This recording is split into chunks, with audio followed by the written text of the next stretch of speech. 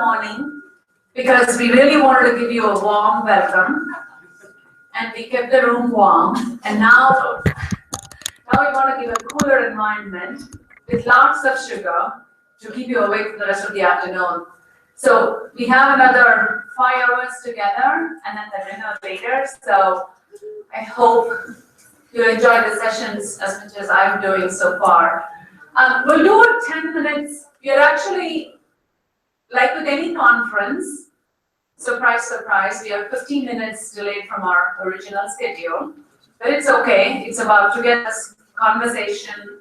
That was, more connection, less monotonous presentations. That's what matters the most. So totally okay. And our president here, who's going to go next, she's kindly accepted to reduce and make up for the time. So I thank you, Uttara, for that in advance. Now, let's just see who are all here. 19 chapters here. I'm going to read each one of the chapter location. If you could kindly from the chapter and then say just the name, your name, that would be awesome. So that everybody would get to know you and then contact you later. So, Athens, can you please get up and then just say your name?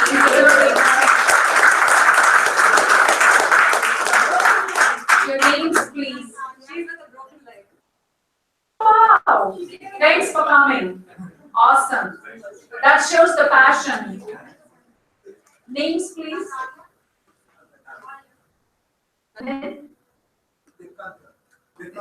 Devgandha Chakravarti. Okay, welcome. Atlanta. 4 people. Names, please.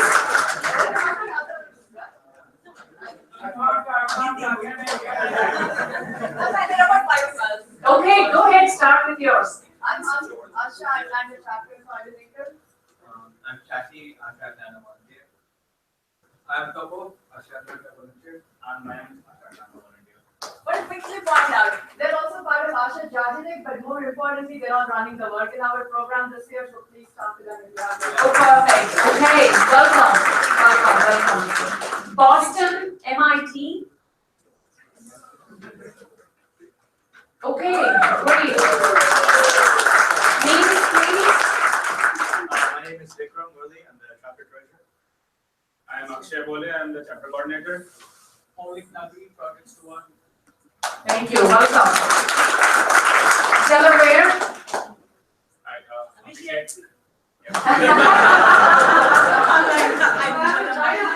I know my card, but. I'm Abhishek Pai, chapter coordinator from Houston. Nirupama. Welcome. Kansas City. Srini Chintala. Nice to meet you. Well, I got your question, which is much broader, so we'll have to answer that. Yeah. Yes, absolutely. Minnesota? Yeah, Padma Kannan, also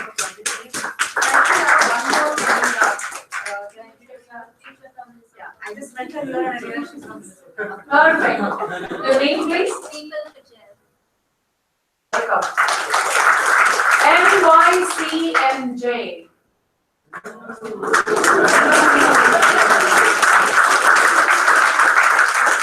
Start with yours, Uttara. You'll hear from her more now. What are you? I don't know. Venus. Sravya. Dinesh. Nice to meet you all. Welcome. Portland. Ooh. I'm the chapter coordinator from Portland. Nice to meet you. Welcome. Purdue. Okay. Nice. Expert. Nice to meet you. What's Purdue? It's a location? Is it university as well? Okay. Learn something. The city is called West Outlet. Okay. Indiana. Okay. Purdue University. Okay. San Diego.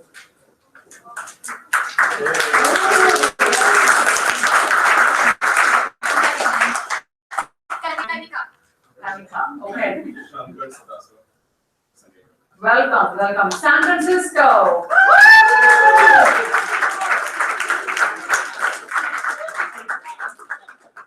Jennifer Fernandez. Kyle Shah. Pragya Anand. Salaja. Shishira Nagesh. Nice to meet you.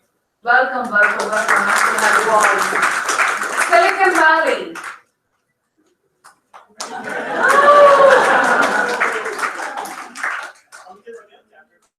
Nice to meet you. Thank you. St. Louis. I'm Aditi Kambekar. Nice to meet you. Welcome. Stanford. Okay, Stanford. Yeah, it's Stanford, right? M. Okay, with an M. Yeah, and the next is Stanford. An N.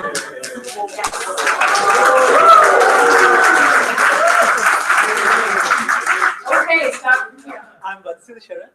I'm Tanmay. Nice to meet you. I'm Amarendra Babu Punu.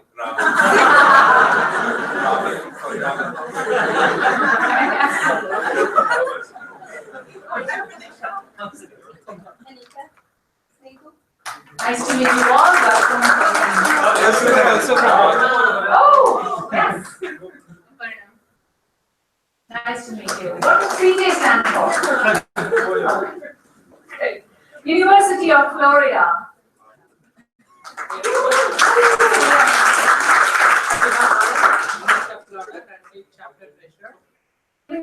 Shiva Anand. Okay, nice to meet you. And I also asked a couple of you Florida volunteers what. Oh, yes, okay, great.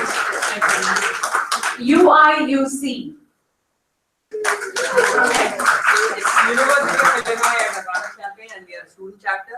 Yes. And Puneet Singh, the chapter coordinator. Kapil Dave, holy coordinator. Welcome. Now let's hear it for the host, Seattle.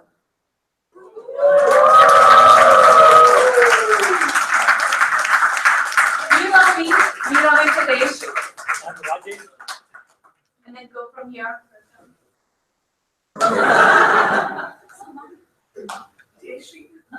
Vinay. Garima. Jyoti.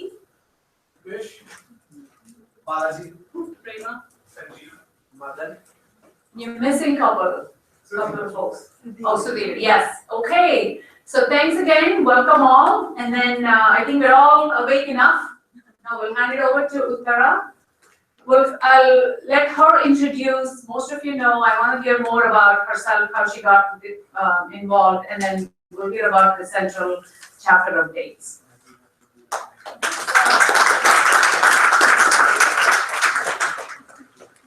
You want to slide it? Yeah. You need this? Sure. Or the other one? Doesn't matter. Okay.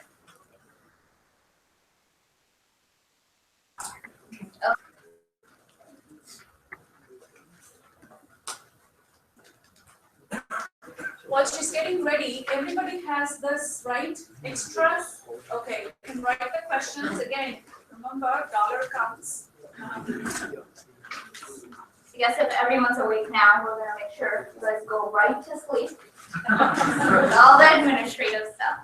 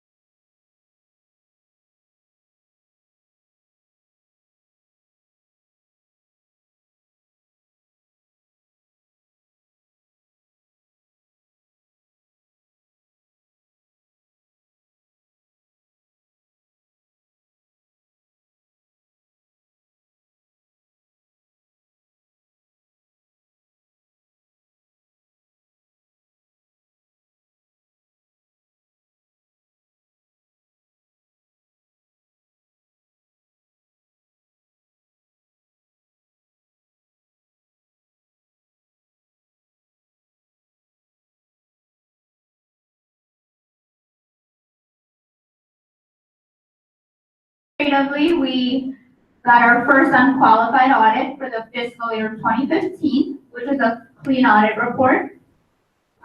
We became compliant in all states that we need to be compliant in, which we'll also talk about more later. We started outsourcing some of our key processes, which was driven by this need to gain some consistency across leadership teams, across volunteer bandwidth, to at least get the most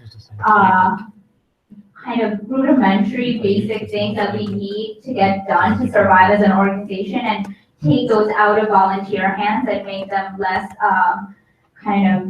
dependent on volunteer bandwidth. We have a new website and a donation portal. PJ worked hard to amend the bylaws to make them reflect kind of the legalities of what actually happens at Asha versus what's written down in Asha. And we, for the first time ever, I think we have 2 consecutive years of annual reports in a timely fashion.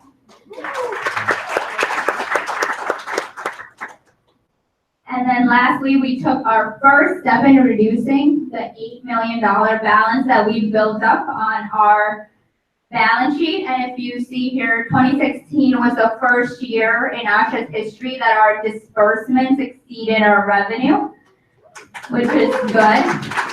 That's kind of where we need to be for the next few years, and then we need to stop doing that.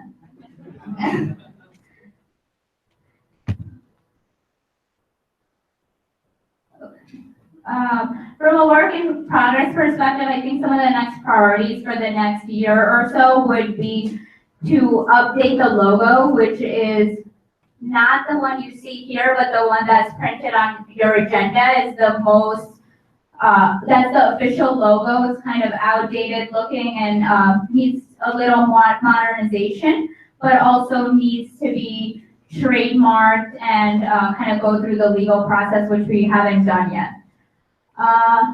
We want to try to get some consistent and coordinated PR materials that goes back to having an updated logo and making sure we're kind of putting our best foot forward when we're reaching out to donors. And we need to work on volunteer training modules, which flows into my next point, which this is really sad, but I looked at this slide, what it was 2 years ago at ASHA 24, and it still needs to say exactly the same, which is we still have a ways to go on volunteer strength. It's very low, pretty much every chapter, that's the biggest problem. So we need to find some solutions to that, and how do we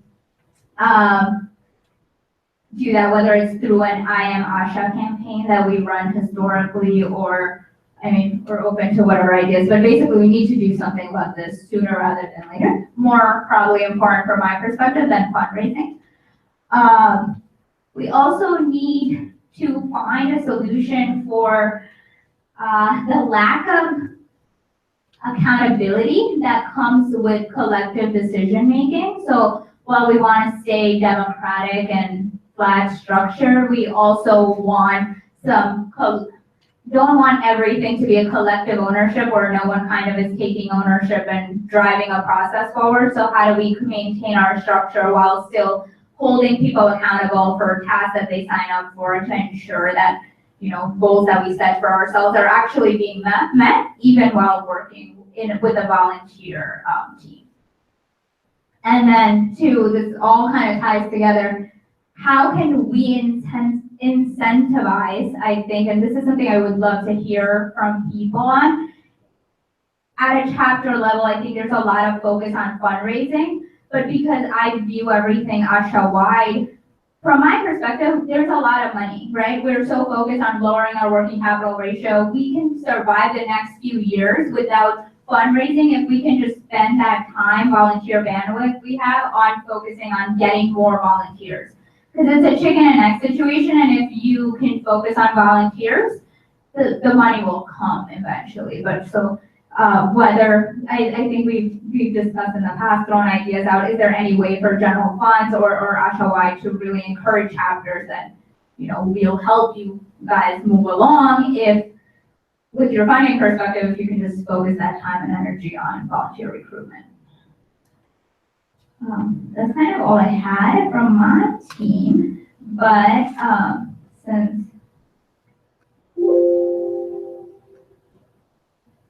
since Winky over there, who introduced himself as volunteer, is also the secretary, but is not saying anything. The secretary team has been working since PJ's and Harindra over the last few years to get us caught up on all the state registrations. So as you might know, 2 years ago, we didn't have any financial documents, which made it hard for us to become registered in pretty much any of the states that we are operating in. At this point, we have state registrations across the U.S. in all states with chapters. And yeah, so it's sounds like an administrative thing, but pretty big just to continue having legal status. And I think there's more slides on this, but basically the task that the secretary team works on is state registrations, on chapter status, on dormant chapters, and new chapter requests. So they deal with kind of chapter functioning, chapter cyclicality. So as of right now, as I said, we are registered in 22 states that we have chapters in, and or we meet like the basic fundraising requirements. So, and then the rest of the states, we are either not required to be registered in, or we don't have a chapter, we don't raise any money. So we're pretty much compliant in every state that we need to be. We've also outsourced this task along with the treasury stuff, because state filings are pretty much just paperwork that we need to file in a consistent, timely manner with 22 states, and keep reevaluating the list of those 22 every year.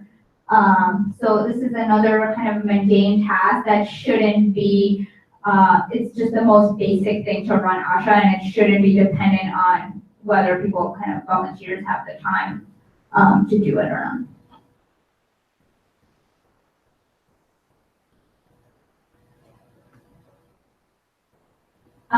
From a status and scale standpoint, we currently have 42 full active chapters in the US and Canada. The newest ones being Houston, there's representation, Portland, and Pittsburgh, who I don't think is here. In Europe, we have Eindhoven, Frankfurt, London, Munich, Sheffield, and Zurich. India, we have the 4 chapters that are listed here, as well as we have the smaller, the ASHA Trust, Assam, Balia, Kanpur, Lalpur, Lucknow, Manipur, Varanasi, who we've delisted as chapters, but they go through the, if you guys read the ARC on, they go through funding through the ASHA India funding. And satellites, Arizona, UCLA, and then new chapters, mainly at Seattle, and you'll hear from the U chapter at Seattle tomorrow, as well as Princeton, and I'm sure some other ones have that we're just not really aware of. Which, if you have, please let us know. Other updates, if you haven't gotten on this bandwagon yet, please do. We no longer have any local PO boxes. Well, chapters might have them, but make sure none of your official mail is going there. Any address that has ASHA's name on it should have this Lemon Avenue, Walnut, CA address. It's virtual. Non-donation should go there. The donations should go to lockbox if their donations are not. I actually don't want to hear about it anymore. I'd rather prefer just not to know. And then from the secretary's kind of standpoint, the challenges this team faces, they deal with the ARC voting, filing chapter health questionnaires and agreements.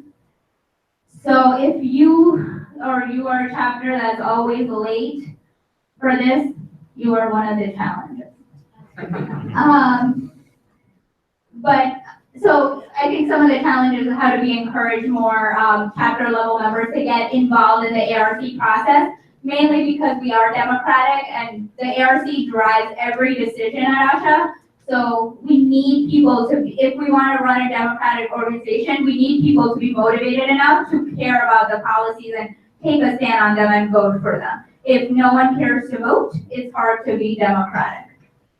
The other challenge is sometimes dealing with the university chapters who only respond to us or engage with us when they are in the summer, in the schools, and then kind of disappear in the summers. The last challenge I think the secretary team in general deals with is just because they deal with dormant chapters versus new chapters, the general lack of enough knowledge transfer at ASHA. Because a lot of times the reason people are not voting in ARC or they're not kind of keeping up with these basic requirements is because somewhere along the line, the communication gap has driven us to not really kind of all being on the same page. Last thing, the secretary team is Minky, who's back there, and Abuday, who pretty much everyone here knows and loves, I think. And we would love to see your name up here. Does anyone have any questions on the sections that I covered, and then I can pass it along to others? Okay, cool. Anu, do you want to do the project?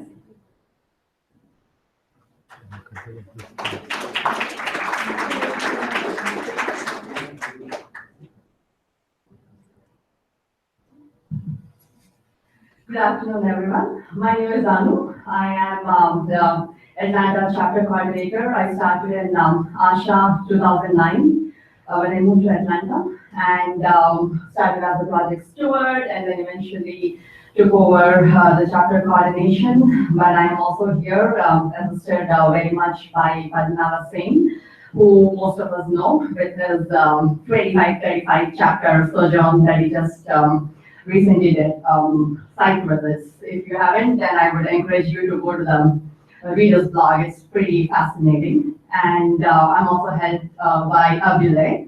Again, love him very much on the record. And then I have a bunch of ASHA Atlanta, ASHA Georgia Tech volunteers. And so together, we are the ASHA Atlanta team. I'm also part of the Central Projects team, and I'm here to talk about that. So I wanted this presentation to not just be about an update about the Central Projects team for 2016, but more as an overview for what we have been doing for the past 25 years, the type of projects we have been supporting, and I'll discuss a few. And also, I want this to be a little bit of a food for thought kind of presentation. So I'm going to talk about a couple example projects here, but the idea behind this presentation is that I want you to think about not just the successes, but the challenges, because that would hopefully match with your vision or your plan for what you want to do at your chapter and encourage more volunteer engagement. So that said, most of us know there are 3 different types of ASHA projects that we support. There are the ASHA chapters worldwide, like Silicon Valley, Seattle, and so on. We work with NGOs on the ground in India. So that is one type of structure. Then the second one, as we know, are the ASHA India Trust. And we heard from many of them this morning, and probably many of you are aware of the work they do through the projects you support at your chapter.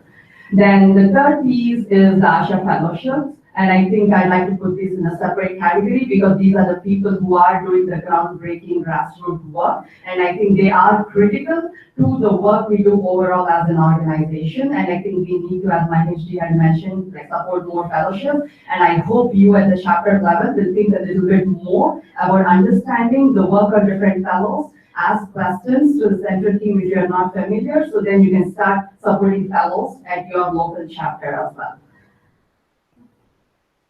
So a quick overview, this is from the ASHA, and just so you know, I pulled this off of ashanet.org. So if you go to the project, you can pretty much see this is there. So all of this is information that is available for everybody to see. So this is not something new, but I'm just summarizing it here. This is a list of the various type of projects we support. As most of us know, pretty typical projects are the non-formal education, or in some cases formal schools that we support, especially in remote areas which don't have access to even regular government schools. And then there's a whole other variety of projects that we support.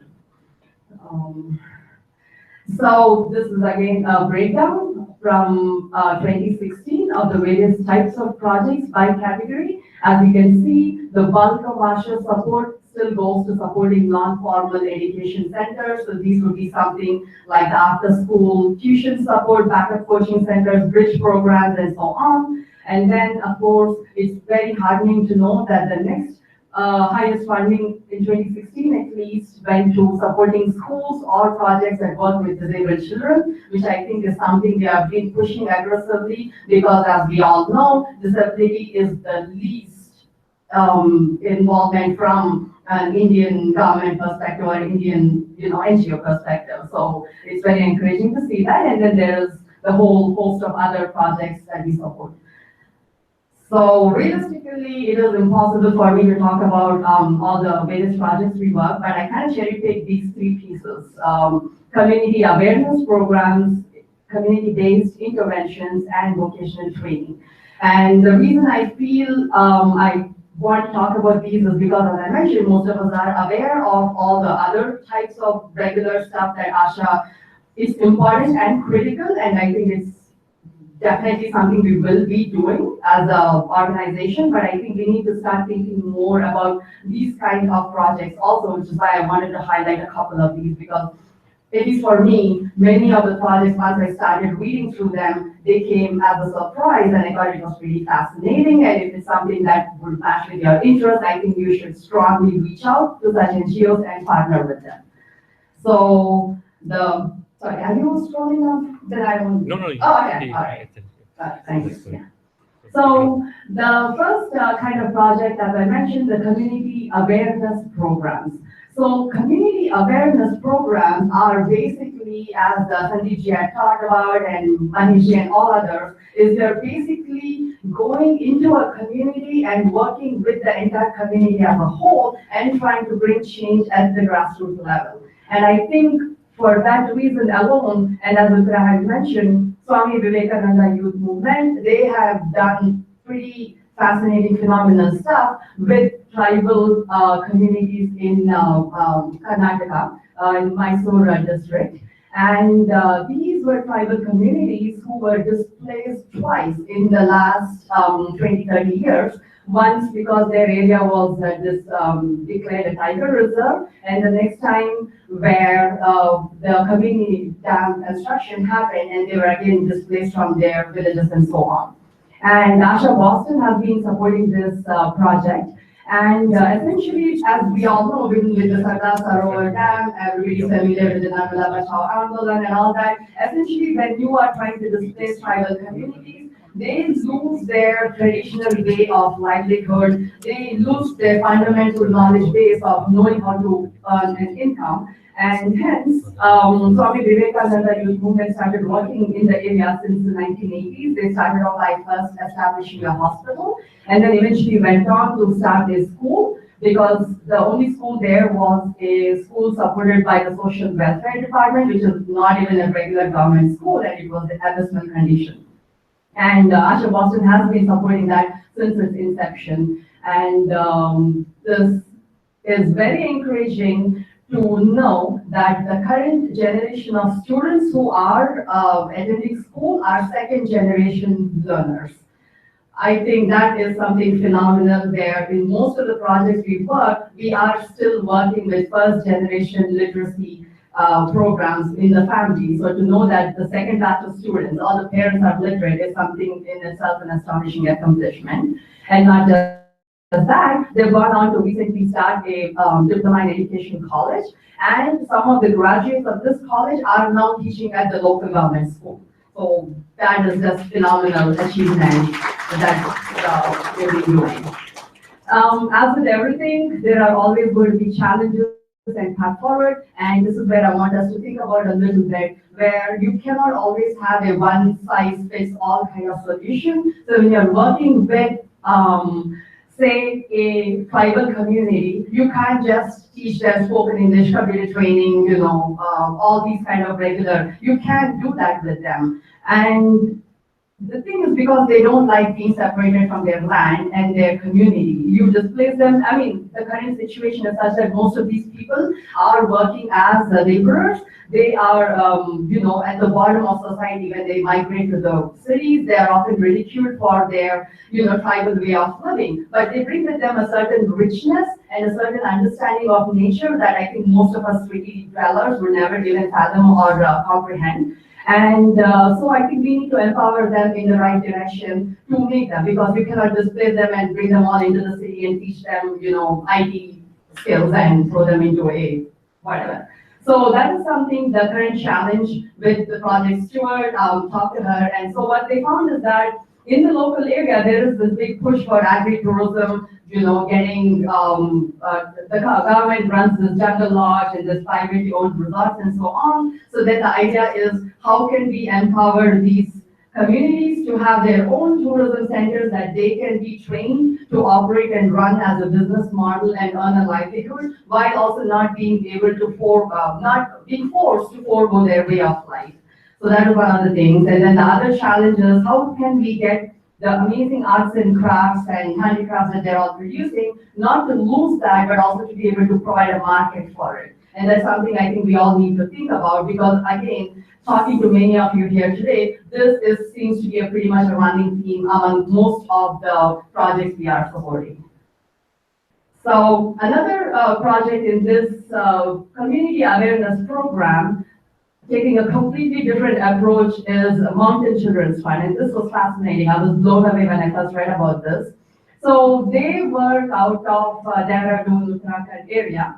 And what they basically started is, they were founded in 2002, and their approach was, they partnered with about 28 local organizations in the area, and go to the ASHA website, and they have reported it is fascinating, the work they've been doing. And essentially what they did was, they decided they needed to work with children and treat them as agents of change.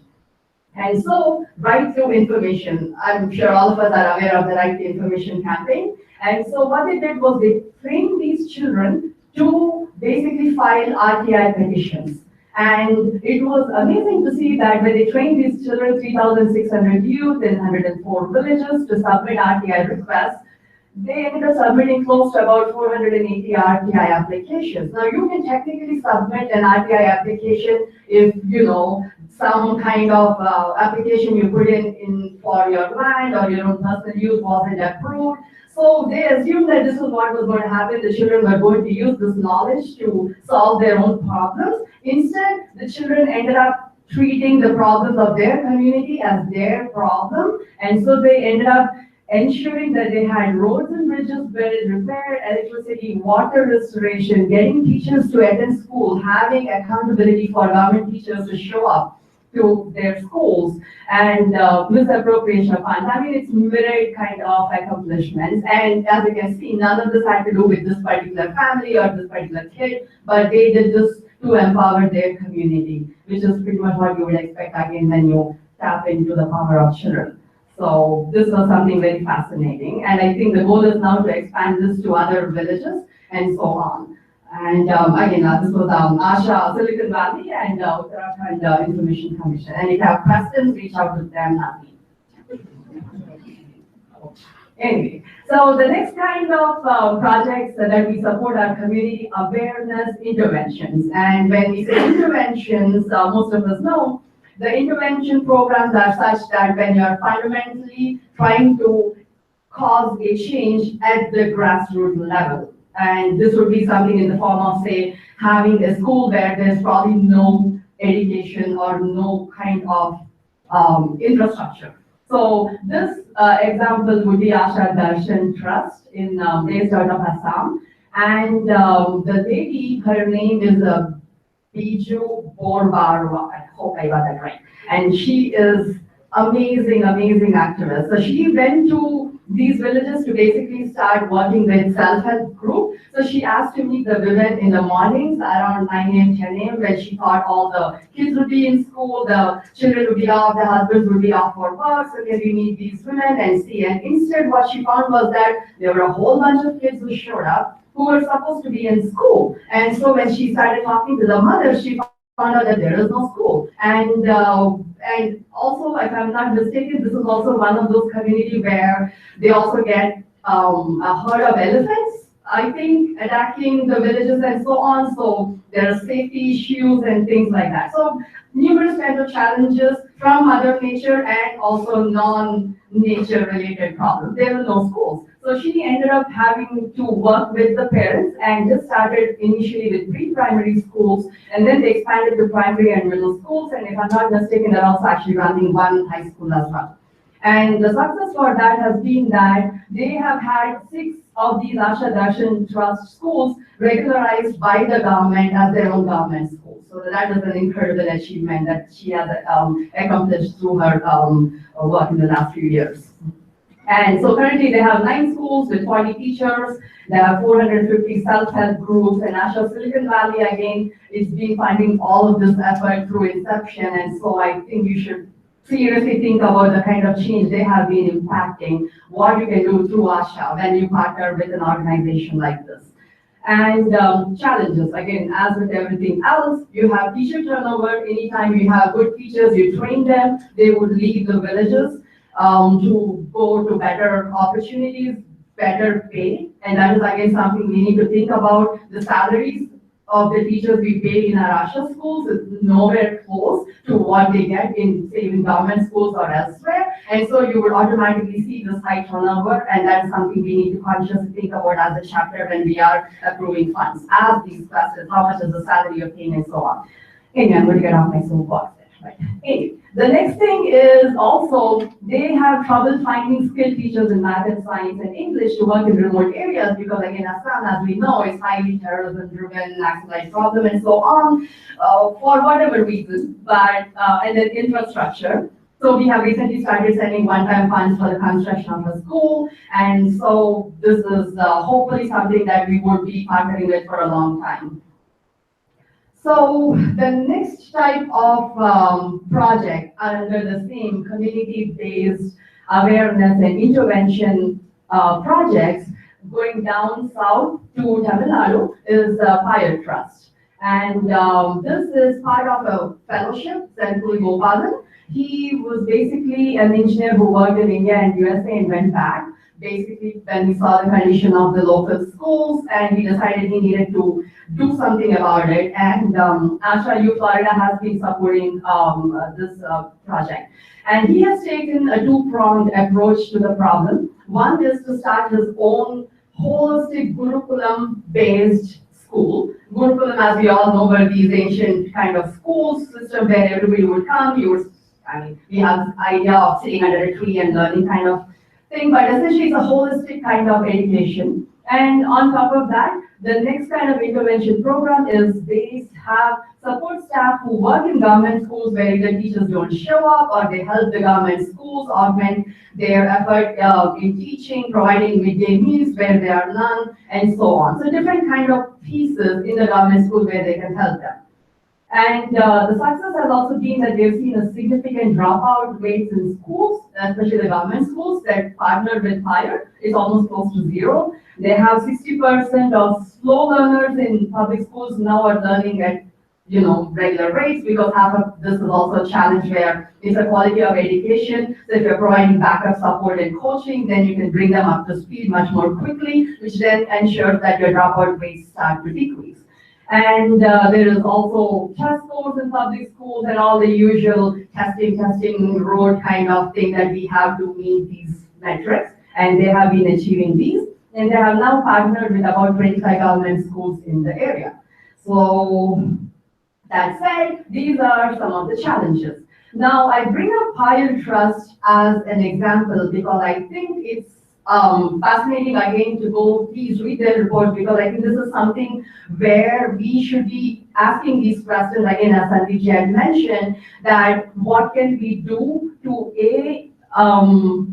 empower our schools, basically give them access to education, B, provide them with a quality of education, not just make sure that, okay, did they pass 6th grade, 7th grade, can they count up to, 100, can they do division, arithmetic, and all that is one approach, yes. You need to be able to meet those check marks, but also have a holistic kind of approach, especially because many of these people are in villages and so on. So the challenges they have been facing is that there is immense pressure in this Fire School, which is not a non-formal education center, and there is a regular government school, which goes through all the rote learning mechanisms. And there is immense pressure on the teachers of Fire School that, yes, this is great, nice, kumbaya, but what if my child doesn't make it and pass the 10th grade? Or what happens if they don't meet these metrics and so on? So there is this, whenever we bring an intervention into a community, we need to basically be able to get feedback from the community, get the buy-in from the community. And this was something Senthil in his own words found as a challenge. And that is where I think they are going back to the drawing board, which leads to their path forward, which is need to ensure participation by the local community in decision-making and charting a vision. Something for all of us to think about. When you think you know what's best for the local community, and if you don't engage the parents who are going to be the ones sending their kids, you may not always get the success you thought you were going to, or get the change. So that is what Senthil, I think, and that's why I wanted to present this as an example. And then the other piece is also what they learned is that anytime when we are as an NGO, we work with the local community, we need to get the buy-in from the local government agencies, the panchayat officers, the district education officers, and so on. And this was something that it was a constant struggle with Senthil and others. And Meera Sitaram, she is a professor at U Florida, and this was something she had communicated, that some of the lessons they had learned along the way. And I think this is definitely a lesson we all could benefit from. So the third piece of the example that I'm providing to, again, change course here is vocational training. Because as with Asha, we do education, but then what next? We go from providing education, bring them to high school, and then eventually we either see dropouts in the case of boys. If the challenge we were talking about earlier, what if I can get 200 rupees, why would I send my child to school?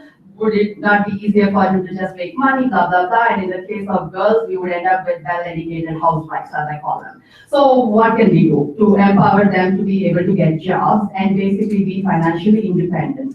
Before, after marriage, it doesn't matter. So one approach to this problem has been through Vigyan Ashram. This was established in Pavel, Pune district, Maharashtra. And this was established by a husband and wife team. And this is again a project where there are significant, the board consists of former ISRO chairman and other people, well-educated people who are bought into this idea and support this program wholeheartedly. And cannot, I'm blanking out on the name of the founder and his wife, but, sorry? Dr. Kalba. Yes, Alba, yes, thank you, yes. And so they have established in this organization under the Indian Institute of Education, and this is a classic example of where you could work with the community, but you could also work on projects where you're again not like yanking them out of their comfort zone and teaching them new skills for which they would need to leave the community, but they teach them basically techniques to improve farming skills and basically harvest technologies, precision agriculture, basically recycle renewable energy-based applications, wastewater management, and a very different kind of technique to farming, which is more advanced, making their yield more effective and so on. Also, they all run a hostel kind of, it started off, if I'm not mistaken, as a hostel that they were running for parents who wanted to leave their children in a safe environment and learn and study while the parents went off to look for work, because this was a pretty much drought-prone community. region. So by teaching these children all these various techniques and scientific methods, they found that they could impact change to the point where they're being able to now produce farming and crops in their drought-prone areas by just choosing the right kind of crop to grow and so on. And some of the achievements, I mean, there's numerous. You can go to the website and read. I just listed a few here. For example, was one case where the children they taught the children the benefits of vaccination, and these children in turn went and campaigned with the local farmers, and next thing you know is they have close to like 6,500 farm animals that were vaccinated and so on.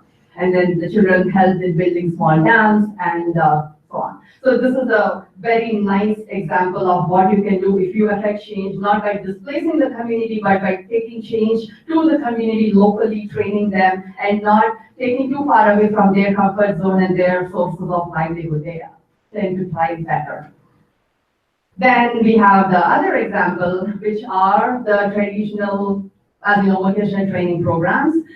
These are more for places which are close to big cities, where it is a semi-farming community. There are also people who are living a couple hours from a major city. So some of the parents are either farm workers, or some of them are working as employees of local industry close to the city. They're commuting and so on. So in such kind of rural, semi-rural communities, how do you bring about change and empower the girls? So these were vocational training programs supported by ASHA Atlanta in the last couple of years.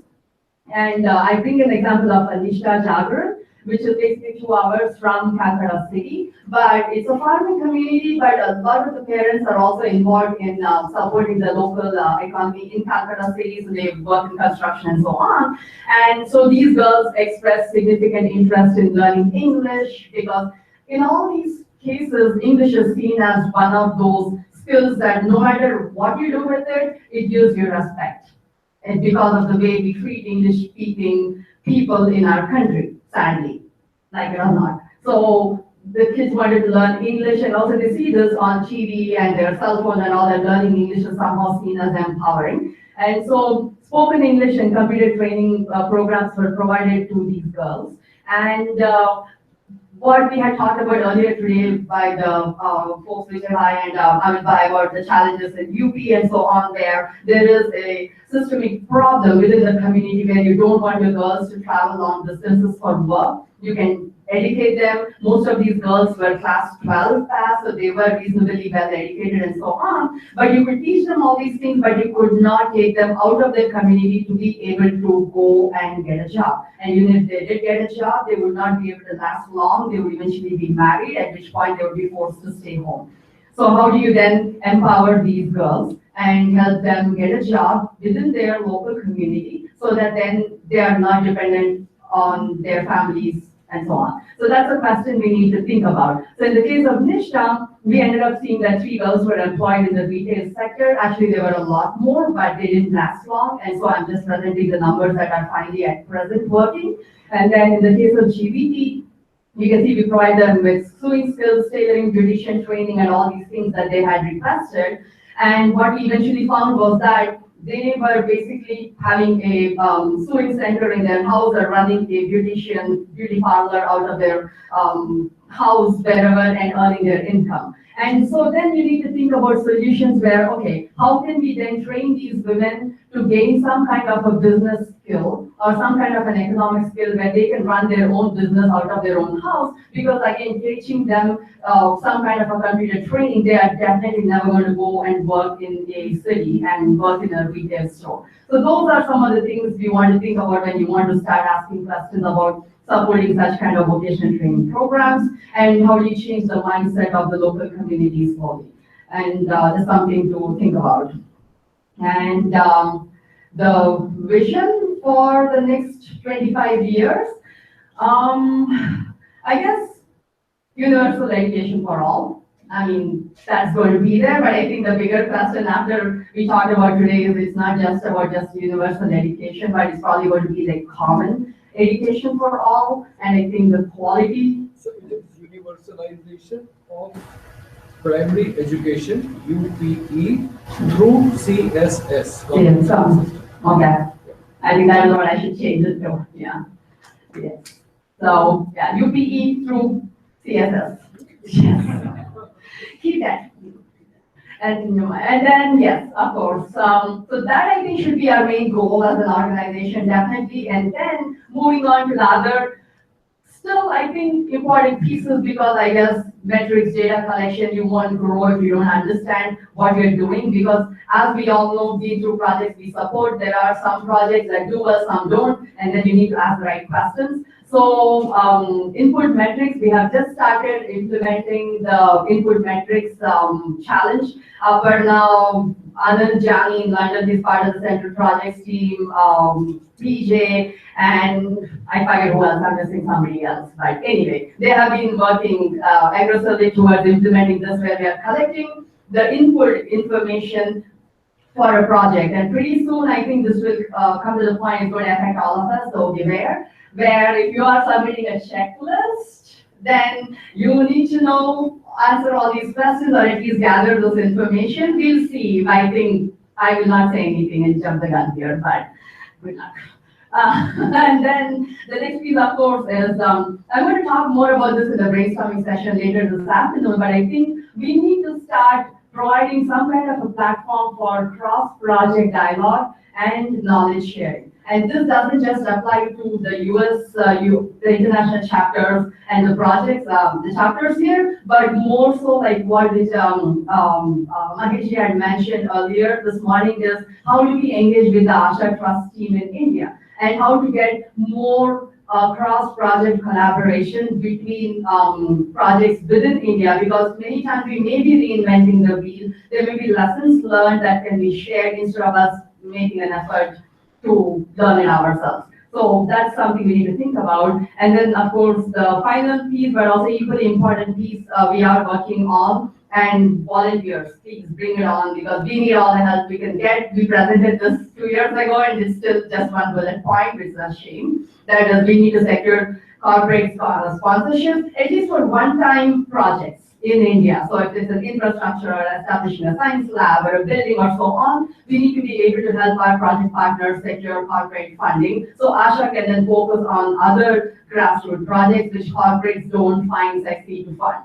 So we need to talk about this some more, but anything else, please feel free. And questions?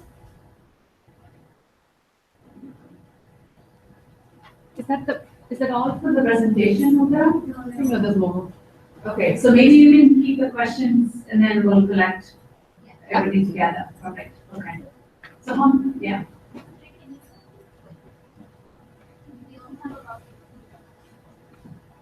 If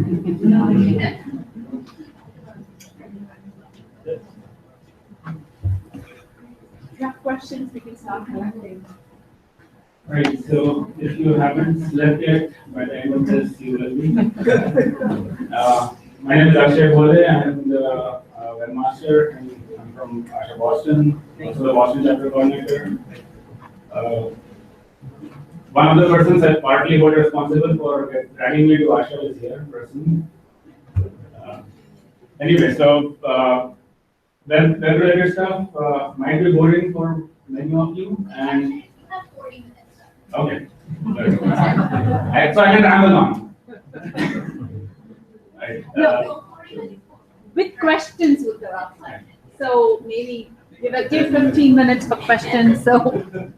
So some of this might be boring to most of you, and then I think at the end of this, all the Microsoft keys are ready. I think you've said that already 3 times. So yeah, some of the stuff we do is up here.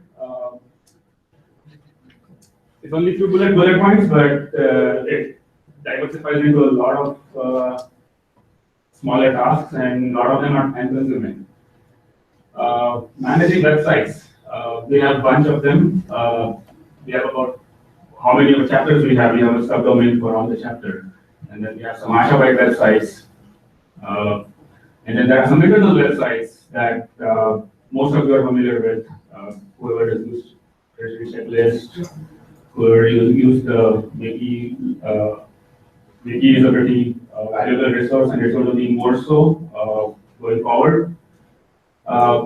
So all the stuff on up top is the stuff that the Asha Web team manages. There are some smaller applications that are managed and owned by chapters. Seattle.net is probably the most prominent of them. Seattle.net used to be active. I'm not sure if it's still active. In any case, I'm not responsible for managing it, so it's up to Seattle guys to decide if they want to keep it active. So this is how our current IP architecture looks like. We have two different providers. These are our older servers. We're trying to move them into AWS. Some of it has already been done. Our database is already there. Our document server is already there. Some of the newer applications run on AWS, and the legacy applications run over here. And then this guy here is our oldest server, which had a hardware failure just 3 days ago. And it's essentially, I would say it's dead right now. There were some people that were still using it. I'm going to have to ask them to please start using the new applications that are on AWS. And then this is kind of critical right now because our donations run from this server, although even this is getting old. And I hope that by the end of this year, we will have migrated all of this to AWS. So all of this block is going to go away, and then all the applications are going to migrate to the respective servers that you see all these dotted lines going over there. So all of this, I would expect it to be in place by the beginning of next year. And then, so we do have a structured development process, and this is going to be of interest to people who work in IT. We have code repositories on GitHub. We have a proper structured development process. We have a dedicated team of volunteers who do all of this. So we manage this process also. We definitely have more work ahead, especially with the projects team trying to dump the metric stuff on our head. We'll have a whole new set of applications to write to collect all that data and store all that data and then analyze that data. So we definitely need more people. So if you're interested, get in touch with me. Okay. The story of logins. So every time we try to bring up a new application, we end up having new logins for everything. So I'm sure there are some volunteers who handle multiple roles, and they probably have a small cheat sheet of a small notepad somewhere of list of logins. I actually, in my cheat sheet, I probably have about 12 such logins. So we're trying to consolidate all of that into one single login. And that login is going to be your wiki login. So if you have not used wiki.ashanet.org yet, I can get you logins for that, and that's going to be your primary login going forward. So wiki login, the wiki has been around for a few years. We started pushing people to use the wiki about 2 years ago. We have about 1,000 users already, but some of them are older volunteers, not active anymore. So recently active are about 300 of them, which is a good sign. I would like to see that number go higher. And since I'm the one who's creating new users and adding new logins, I'm keeping a track of how many people are actually getting added and when they're getting added. And also I keep a track of activities. So yeah, Big Brother is watching you. So Google Analytics is a tool that we use to track web page views and user analytics on our website.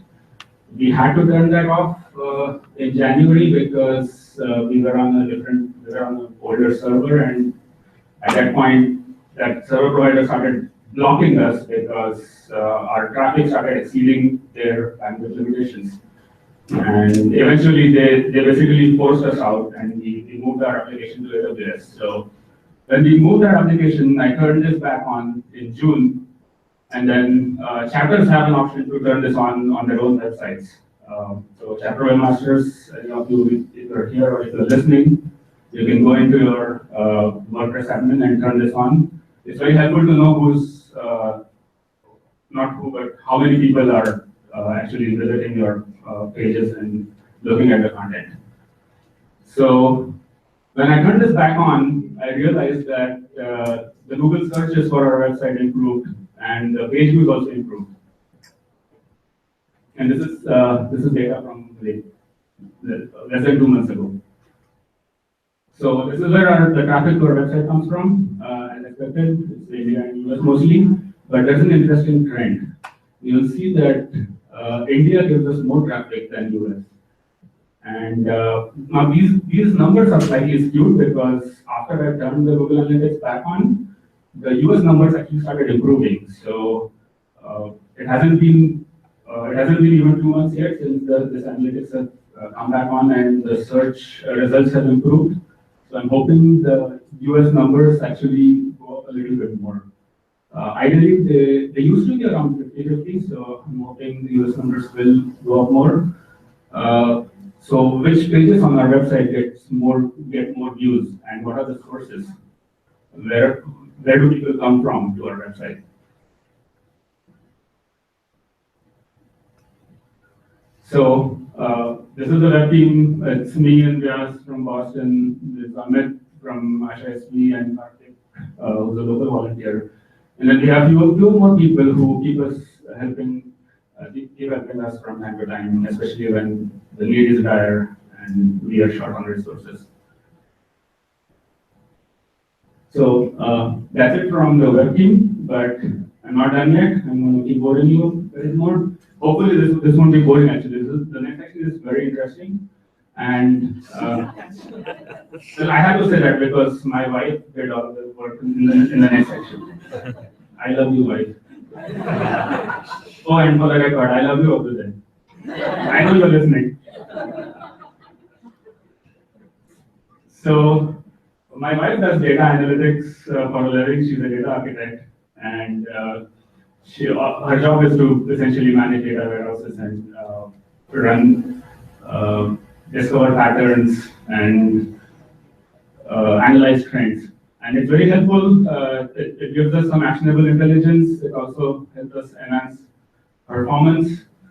And some of the reports you'll see on the next 2 slides are actually very, very interesting.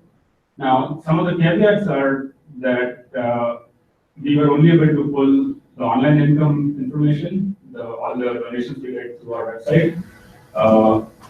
Only reports are based only on the online donations because check donations get added manually and they go in a different system, so it's not really easy to put them in until we actually build a system around it. So then date ranges also are different on some of the reports, and you'll see why.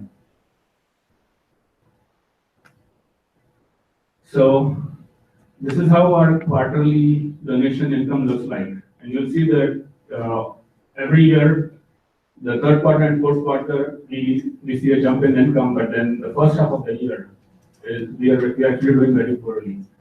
It's probably because the nature of the business we are in and the chapters, the way they function. Most chapters tend to start their Team Asha marathon programs are probably our biggest fundraiser. Most chapters start their programs in the spring, and then they train through the summer, and then in fall they will run their marathons. So you'll see a jump in Q3 because of that.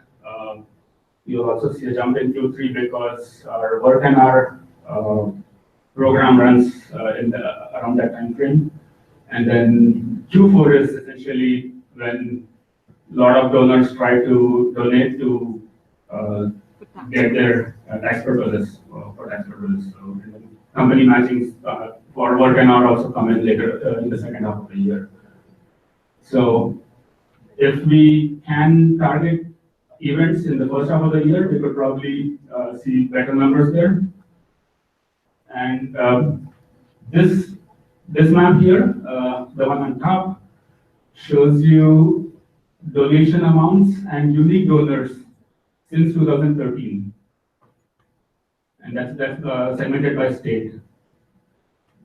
And then the map at the bottom is just last 2 years analyzed on what the difference between the income of 2015 and 2016 was for a particular state.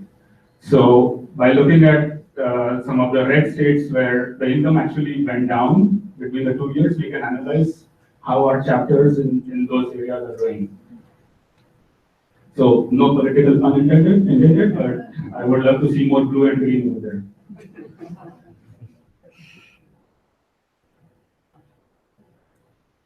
And then more analysis, donor analysis. These are recurring donors.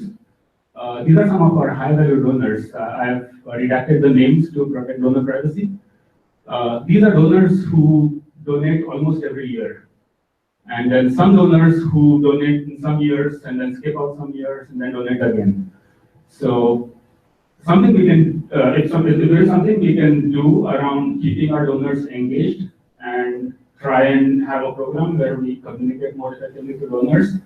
We know exactly when they donate, and most of the donors actually donate in the same month every year. So if we can keep a track of when a particular donation is expected, and if it is skipped, or if they miss that in the next month, it will help to send a reminder or so. We might actually be able to plug all the holes here.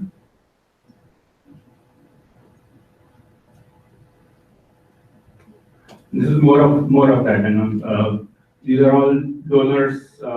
All the donors in this report were donors who have donated above $1,000.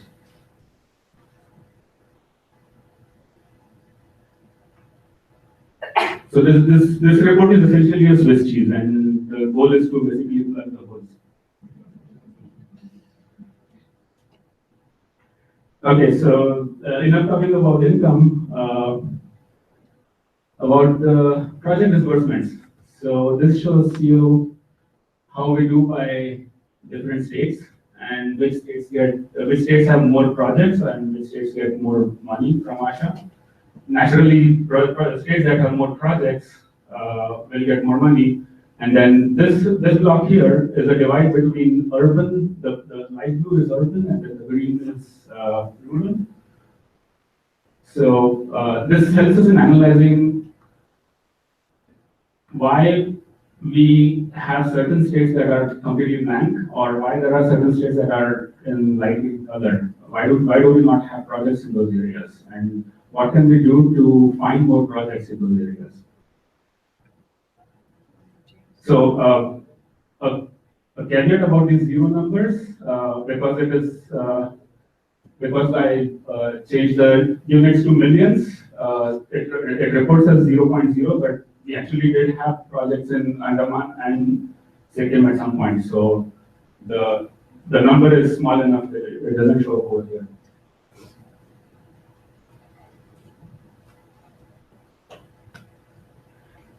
In projects by funding by project type, all of this is the project types that Anu just mentioned in her report. So this is just how much money they've spent, and all of these numbers are since ASHA inception. So these are all the numbers in our project data.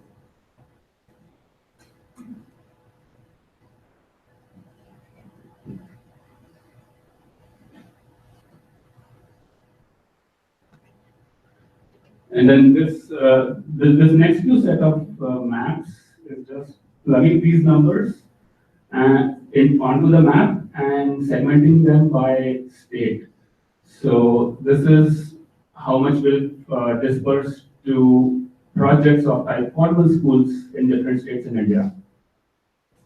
And you'll see as we progress down the next few slides, you'll see what type of projects are supported in which states, and then which states have no projects of a certain type. Again, it's helpful from a project perspective to see whether we want to start funding a project of certain type in certain states. Especially in Boston, we've had these conversations in our meetings where we realize that we focus more on certain geographical areas of India. So for the last 2 years, we've been consciously trying to pick new projects from states where ASHA Boston has never funded a project in.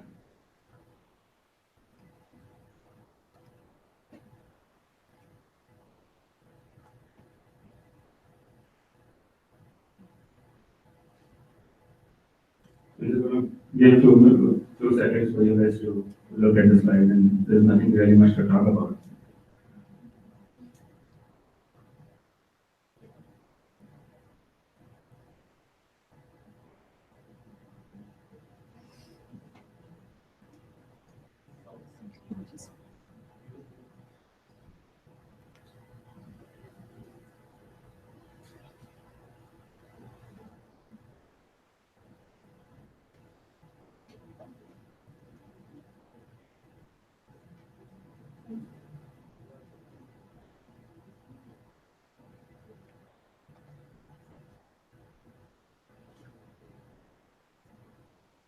So fellowships and vocational training are two of our focus areas. They've always been. So it might help us. And Mahesh was also talking earlier about finding valuable people who can become Asha fellows because they have a much wider impact.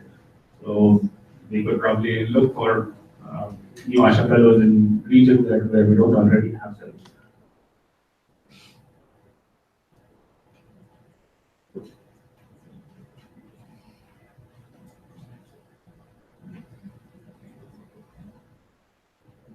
I'm kind of worried about this one here because this probably means that project stewards didn't really know how to classify a project. We could probably do a better job at classifying them. It's up to project stewards to educate themselves on knowing where the focus of their project lies.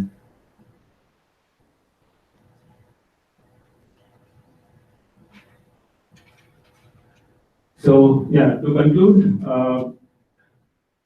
the data analysis is a very valuable tool. It's something we should definitely invest in, and all of these maps were built in software called Tableau, which is a company based in Seattle. They have a non-profit version available, and we can definitely buy it because it's barely any money. And finally, thanks to my wife for doing a wonderful job making this.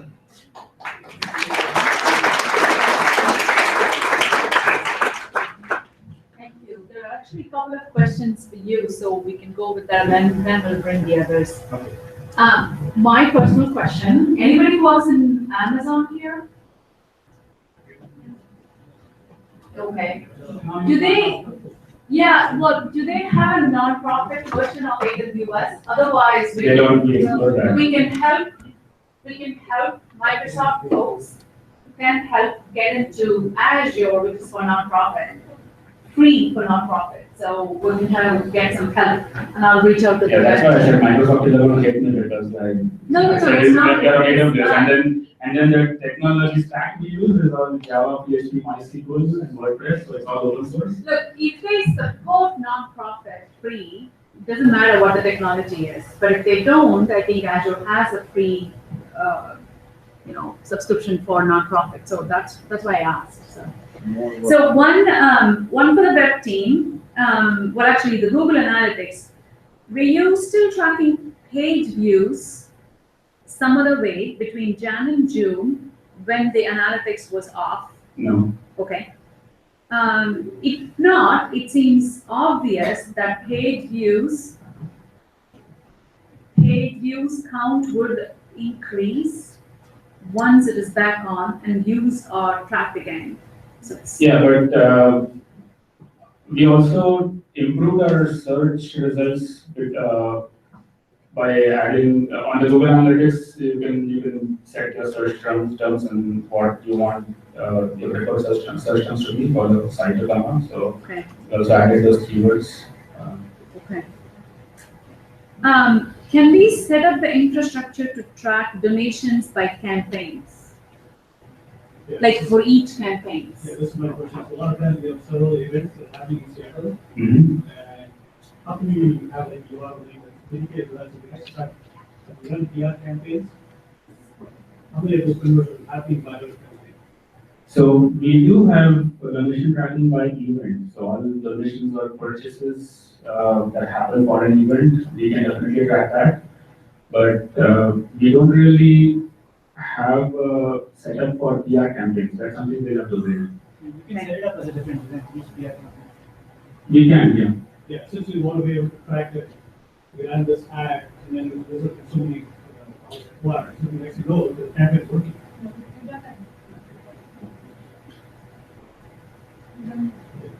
Okay. Have you thought about including interactive map with current project locations that can be on the site? We have, I just haven't gotten to it. Okay, So there is- Suggested that, and if they can develop it for. well, there's no name apparently, so. Perfect, okay. I think they already have, otherwise, they're asking if you could do it. Okay. The other one, I think it's a combination, one from Sudhir, and then social media presence, Facebook, Instagram, campaigns, all of that. How are we, is there an effort to, first of all, improve the social media presence and then also effort to link the data analytics with all of those sites as well? So we definitely lack a dedicated social media team. I know we had a team back in 2011 and 2012. SB was leading that effort at some point. And You might have PRs like that. No, we don't, I guess I can do it. We don't have PR slides, we don't currently have a PR team, so if anyone would like to sign up, we would love for someone to sign up. But we do have active Twitter and Facebook accounts. We do have, they're just managed by some of the people in this room, unofficially. But, the other thing what we always need, because Asha Y doesn't generate any content, we are not having events, hosting events, doing anything. We need the chapters to send us content. Whenever you have something, you need to kind of share it with us, inform us, let us know you're having an event. That's the only way we can generate social media content.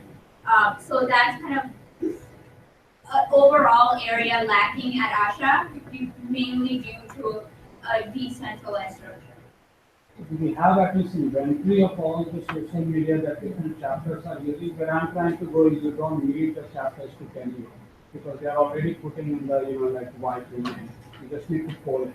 Yeah, so that's exactly what we're lacking. We're lacking, so I actually recently, in order to put together the annual report, I did this exercise where I tried to find the social media pages of every chapter.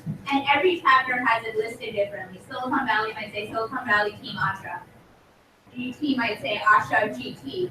So it's not very consolidated. We don't have a repository of all the pages that the ASHA main page can subscribe to and then auto just post whatever. If Princeton posts something, technically it should automatically post our page and stuff like that.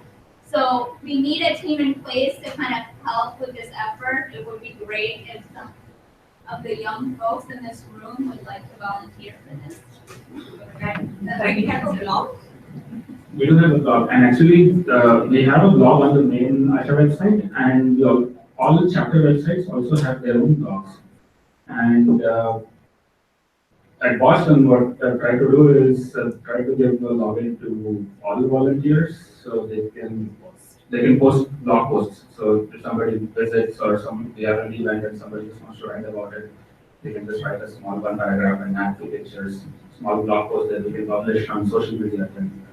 So that's something every chapter should do, and I'd be happy to give you guys login for that. So we do have multiple roles in the website. So people who just want to blog, they can just get an edit permission, and people who do more administrative things can get administrative rights. So is that the way we are supposed to collaborate, or is there any other platform for collaboration? When for internal collaboration, Yeah. so There's some good questions. yes. That's okay. So blog is for more of an external facing thing where you want the outside world to read about your work and read about your experiences. And for internal collaboration between volunteers, we have the wiki. Perfect. So, the rest of the questions are general projects. So, Taro, do you want to come up? What? So we have treasury meeting. Yeah, should we let the treasury team, the watch team, finish and then I will come up. Oh, there's one more presentation? Okay, I didn't, I mean, Two more. There's two quick ones. wow, okay. I thought it's done when he said it's done, so. Because you gave him whole 40 minutes, so. I have just one. Sure, okay. So I would just like to know, let you know that there is a website called ashaparivar.org. Now what is this? When we started working in Hardoi, so the villagers who were getting associated with our movements, RTI, PDS, social audits, so a name had to be given. And Asha Trust seemed like a very, a name which they would not know what it meant. So name Asha Parivar was given, and all our campaigns run at grassroots are run in the name of the organization Asha Parivar. But because all these campaigns were not related to any of the funding coming from Asha for education, so so all those campaigns are there on this website. For example, in Lucknow, we got about 400 families, urban poor housing from the government. So they were given about 9 lakh rupees of loans. So all that is reported on this website. Who got how much loan and how much they have returned. So all non-funding Asha grassroots campaigns are being reported on ashaparivar.org. So because there was not much interest for the Asha for education chapters who were more fund focused, so we decided to create a different website. Thank you. Sure.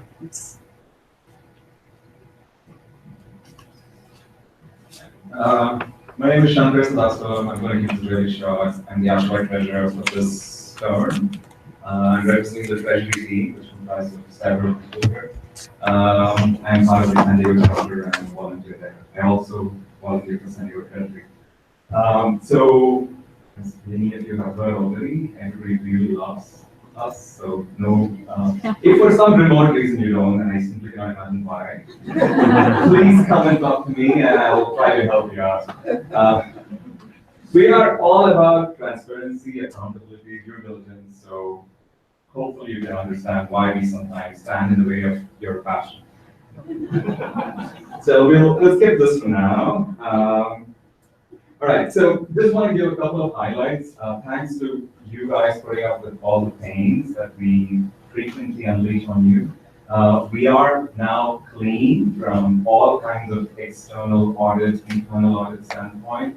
So this is a spot that we have been aspiring to get to since like 2008, when I was originally a member of the treasury team, and I was looking back at my slides from 8 years ago, and it was written, "Get an audit." I'm like, that didn't happen, and happened. Finally, 2015 was the first year that the previous team did a great job of getting the clean audit, and we have continued it this year. So happy to report that I think all treasury operations and controls are fairly steady. They're steady to shift.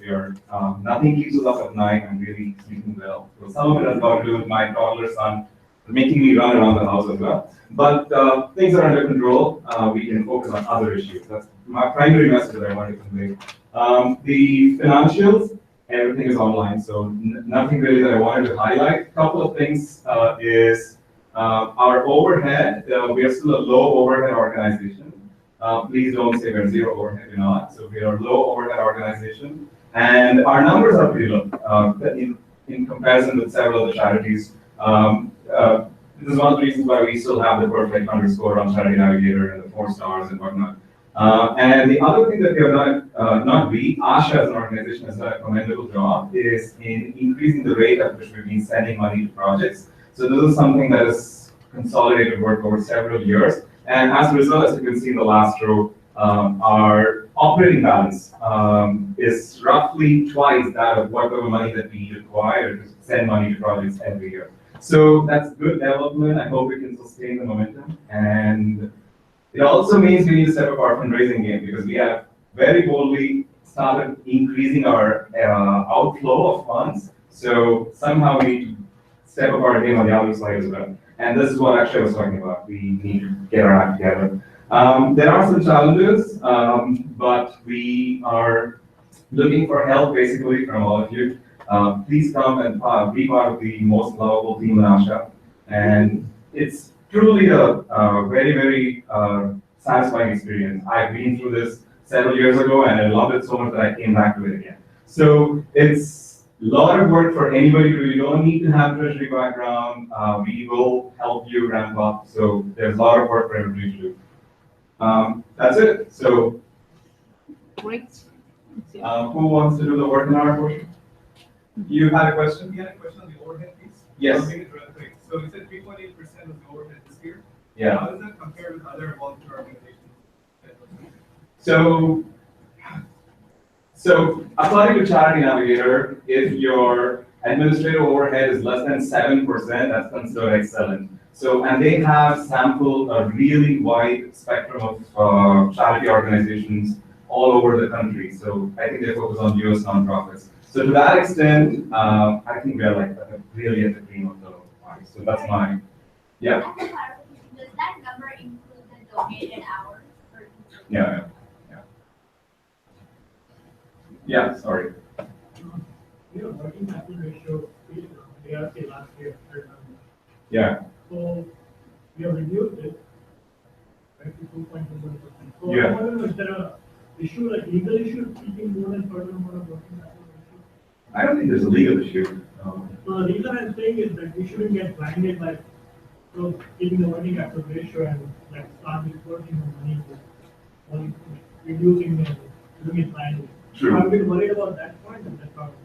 True. Point well taken. I think we just wanted to see if and where it is possible, can we speed up our disbursements. That was the idea, not to blindly send money. In fact, today, earlier this year, we sent out a couple of emails to chapters saying, take your time, do your due diligence. There is no like urgency to spend all this money. Subject projects to the same standards that we've been subjecting to all these years, but try to do your best. I mean, that's what we're here for, to maximize our efficiency as volunteers. Anything else? No, I think that some questions submitted also, so. Okay. Instead of. Okay, I can probably finish my questions and then do it. No, what I'm saying is we'll finish them. All right, And then sounds we'll good. collect more questions and stuff. Thank you. Perfect. So please write down and submit, in case if we can't get it done, we'll get the answers, for sure.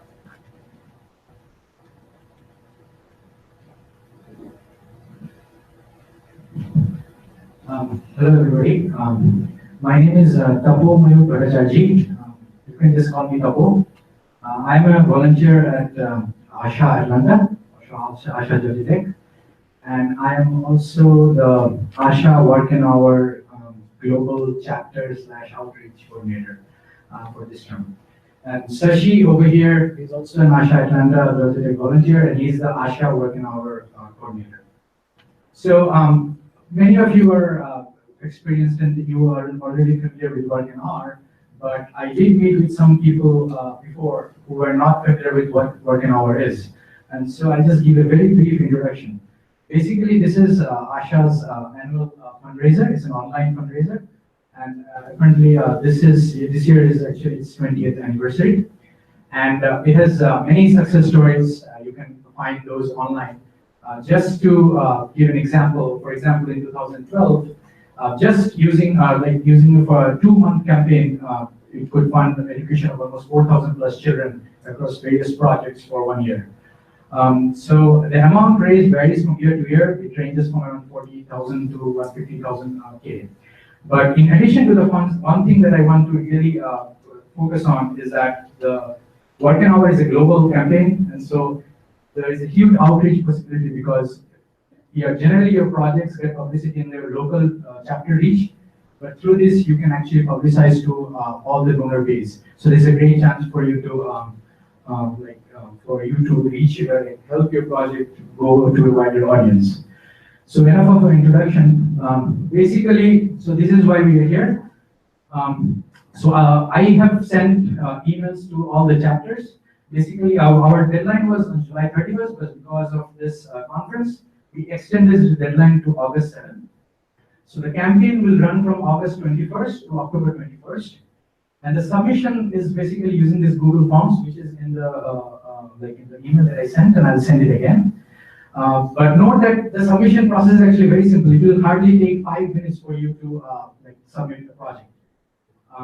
And for any questions that you might have, please contact us via ashanet.org. Basically, help us by submitting lots of projects because I think we can help you get funding for those projects and support the children. Thank you. So big hand of applause again for everybody who presented. So really 7 or 8 questions, but I can pick the top 2, Uttara. Sure. That have been already submitted. I have one question regarding the campaign. I was the coordinator in 2013. coming to campaign on the 15th, that's the Independence Day, and that's when we saw that we got a large number of donations, the Indian Independence Day.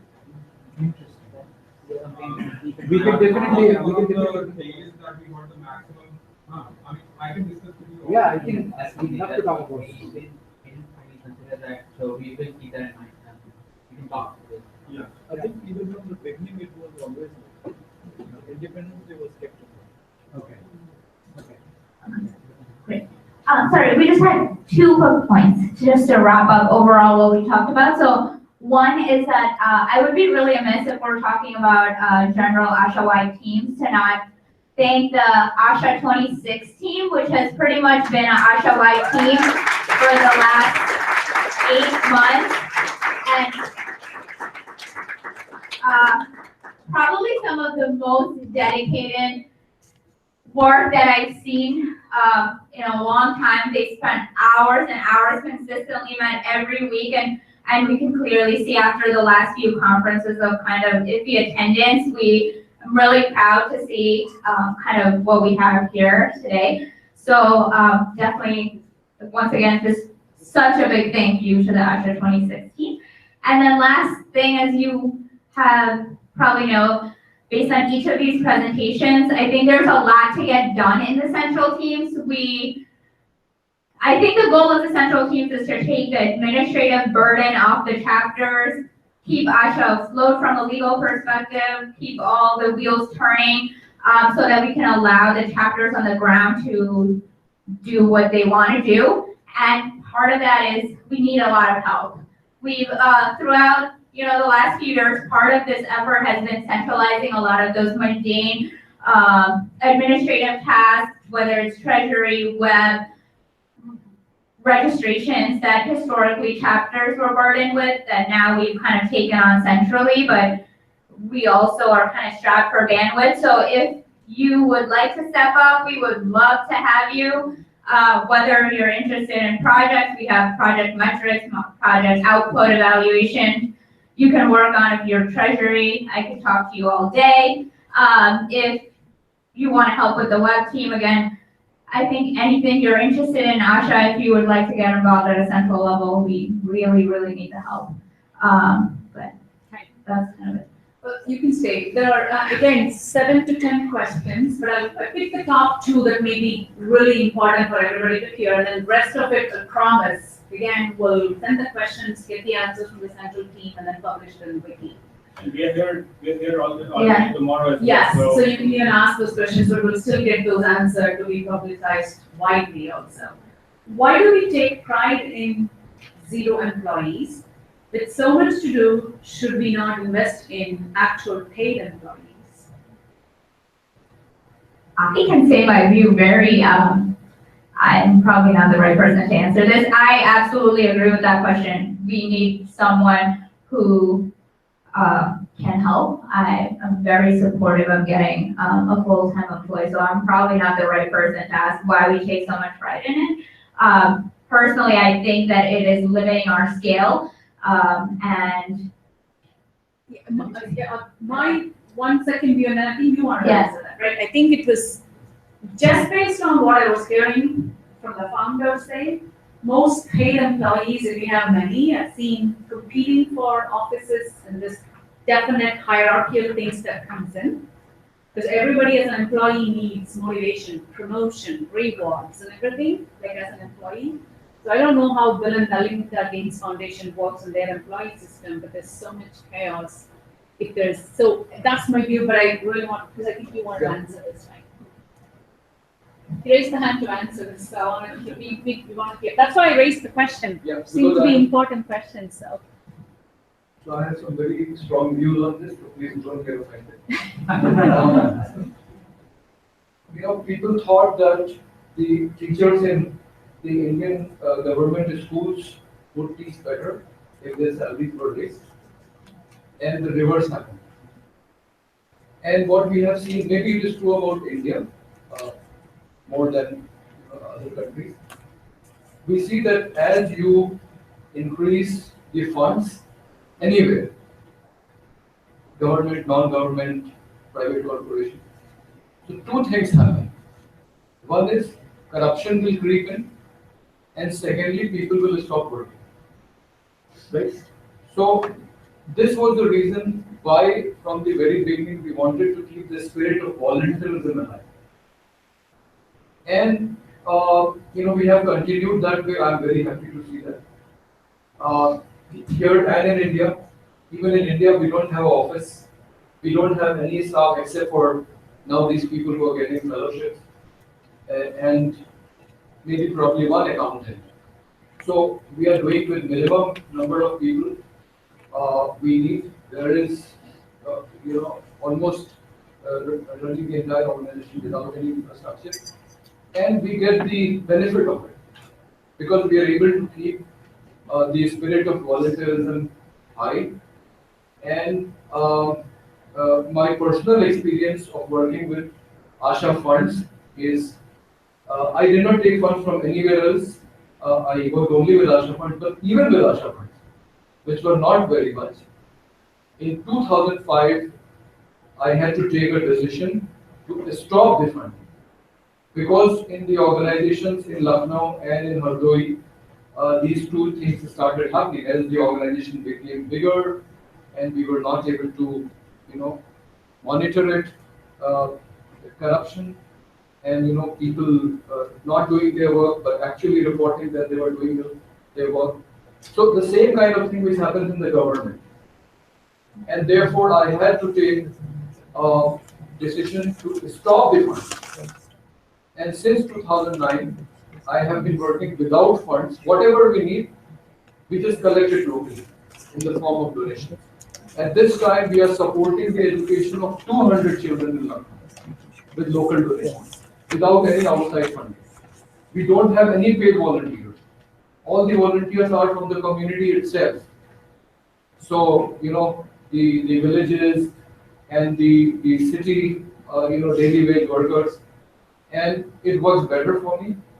And we also feel that, if you're working in this manner, where you have the local leadership from the community and more in a campaign kind of mode rather than, funded project, the impact is also better. You achieve more. So this is mine. And I would not support institutionalization of the work that we are doing. Thank you.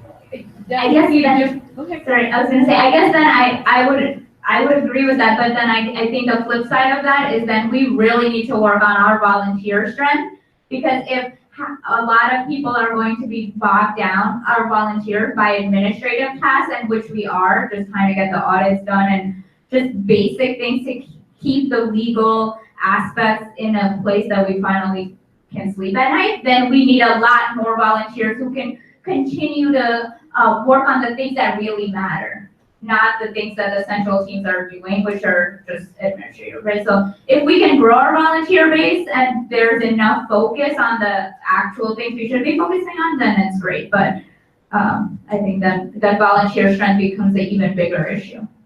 Can I just make a really quick clarification, please, because I posted that question. So when I said, why do we take, on one of the initial metrics, we had 0 employees, and the thing that I was trying to highlight is I was not talking about paying our volunteers. We definitely need to step up, but I also I'm of the same opinion that some of this administrative work is actually holding us back. And I was specifically thinking about how we can do this on the India side. I think we're already doing it. We're already hiring services. I think we've all seen how getting an external auditor using QuickBooks, AWS, even Asha Fellows at some level is because, Payal Sendil is a great example. He had to actually step away from the project for 3 months because he could not afford to run his own family. And then he came back in and then we started this fellowship. So there are instances where we have to support some of these other additional costs so that we can enable for them to do the good work that they're doing. But because one of the main things is we are talking about input metrics and calculating the impact. I'm sure that one of the first pushbacks that you're going to get back from the projects is that they're going to tell you we're already doing everything that's there in our bandwidth to just barely keep afloat. So if you're already going to ask us to give us more metrics, do more work, it's going to be much more difficult for us to put in the time.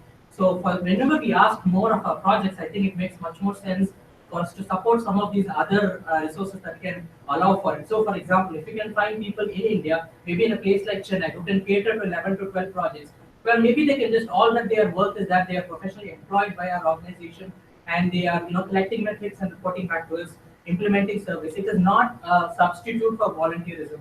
It is allowing us to concentrate on the things that we need to concentrate on, so that both the project partners as well as the volunteers can work on improving and learning from each other as much as possible.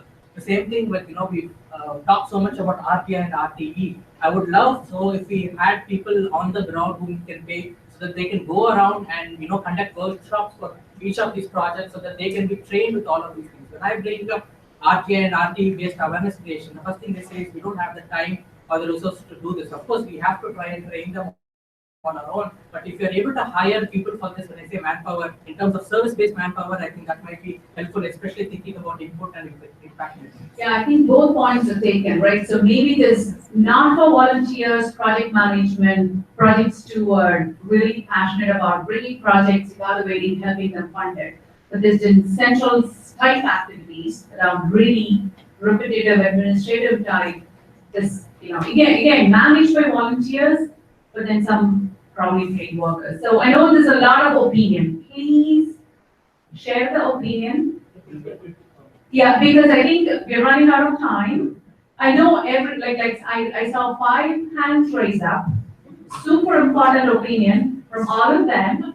We would love to hear them via email. No one ever emails us that, Yeah, so. please write your opinion so that we all can, definitely welcome. Because if I say one, that I have to accommodate 6 other hands I'm seeing here, so apologize, give me feedback later, but please do send the information. So I'm gonna announce. I'll just make one comment. So any such topics that are really hot topics for us to debate, we'll have an offshoot meeting, like online meeting, please join us, we'll publicize after the conference. And we should really have a debate. We shouldn't have like a short change on just having a couple of comments and then. And then in your feedback, we're going to send the survey tomorrow, physical as well as online. Please take 1 minute to mention, hey, I'm passionate about debating about this to make it better. So that then when we organize the online calls, we'll be able to accommodate you. This is not about the 2 days alone. So that's why we want to get the tip of the passion coming up and then capture it and move forward. So then the next session. Yes, exactly. So we have, again, one more round of applause for the panel. Our central team for their great work. We're going to start the brainstorming supposedly at 3:45. But before, we need to have a tea break. So before you all leave for the tea break, let's just give you the projects in the room.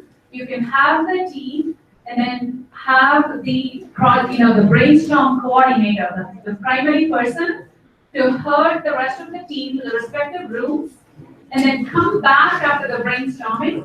After the brainstorming here.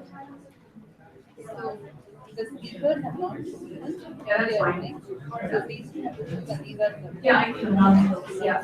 So please stay in the room. Let me announce the brainstorming sessions, please. So the first one, projects. So here are some opportunities to share your passion, right? Hello? Hello? Okay. So project Asha side, funding efficiencies, proposal evaluation. Moderator is Aparna. So Aparna, raise your hand, please. Yeah, whoever is on that team, there's a lot of names here. So I'm assuming that you all know which teams are on. Because I don't want to fully read through, but at least I'm going to announce the moderator is Aparna. Aparna raised the hand. Room number 3679, which is the 3rd floor here. 3679. Next project, India side, inter-project collaboration, site visit, impact, etc. Anu and Shiva. Okay? And then the room number is 2705. So please follow Anu and Shiva. Then the next one, this is super important. Many of you are passionate about this, volunteer recruitment accountability, and retention. So whoever has, thinking around paid staff, non-paid staff, volunteer, retention, the motivation, please join Uttara.